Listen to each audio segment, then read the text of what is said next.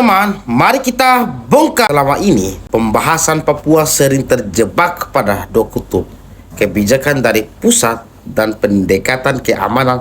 Namun, langkah Wakil Menteri HAM yang turun langsung ke Jayapura untuk menggelar uji publik revisi undang-undang menghadirkan pendekatan yang berbeda, yaitu dialog partisipatif.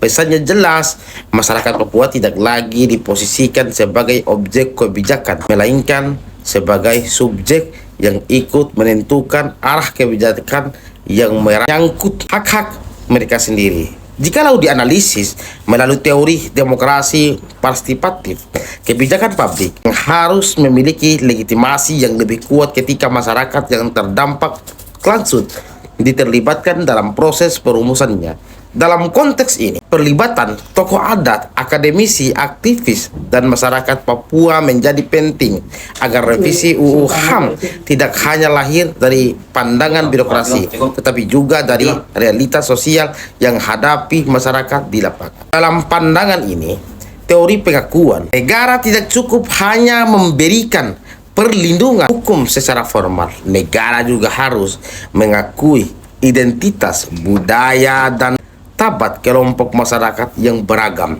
Karena itu, revisi UU HAM menjadi momentum untuk memperkuat perlindungan terhadap hak masyarakat adat, kebebasan berekspresi, perlindungan data pribadi, serta berbagai macam hak sipil yang berkembang di era modern. Sementara itu, dalam teori good governance menegaskan bahwa pemerintah yang efektif harus dibangun di atas prinsip partisipasi, transparansi, dan akuntabilitas.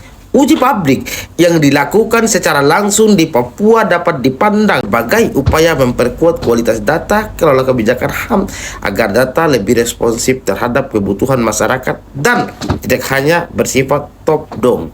Namun, ada catatan kritis yang perlu kita kawal secara bersama-sama. Dialog publik tidak boleh berhenti sebagai formalitas administratif ataupun sekedar simbol keterlibatan masyarakat. Aspirasi yang disampaikan harus benar-benar diterjemahkan ke dalam substantif revisi undang-undang. Keberhasilan revisi UU HAM tidak diukur dari banyaknya forum yang digelar, melainkan dari sejauh mana hak-hak masyarakat benar-benar terlindungi, dirasakan manfaatnya dalam kehidupan sehari-hari. Karena itu, kawan-kawan, revisi UU HAM harus menjadi jembatan antara negara dan masyarakat untuk membangun kepercayaan, memperkuat keadilan, serta memastikan pembangunan di Papua berjalan selaras dengan penghormatan terhadap hak asasi manusia. Kalau partisipasi masyarakat dijadikan fondasi utama dan hasil dialog diwujudkan dalam kebijakan yang konkret, maka proses inilah dapat menjadi langkah penting menuju Papua yang lebih damai,